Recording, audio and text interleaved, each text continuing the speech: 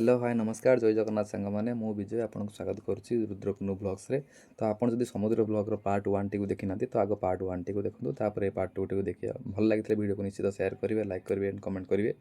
आपन को केमिति वीडियो दरकार सेटा भी हम कमेंट कर निहाती जनइबे। ये गछ देखा मिले समुद्र कूल में आई गछ गुड़ाक बहुत बड़ बड़ भी हुए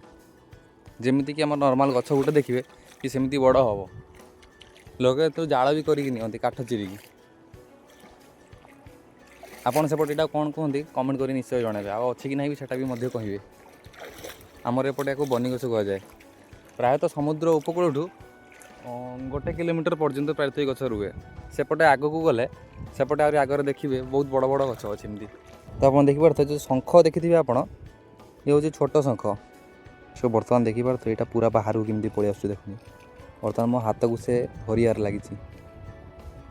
देखो कि सीधा हो गला चलो भी यहाँ आप ठाकुर घर जो शंख रखुच्च ये से शंख जो बड़ हो या मारिकी ता भर काढ़ी ने आईटा देखुए आप ये जो गछ देखुं तार हूँ मंजी गुड़ाक युवा ये हिं गछ तैयार ये आसल तो देखो यहाँ ऊपर चेयर गोटे एमती चोपा टाइप रोचे भर देखो केमती गजा बाहर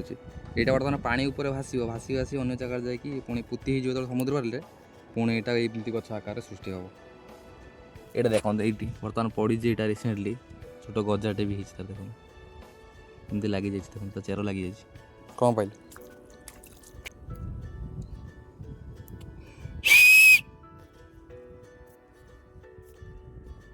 छोट गेंडा टाइप रहा पकेले बाज बजल बजला केते जोरे बाज सिटी ठार भी बहुत जोरे बाज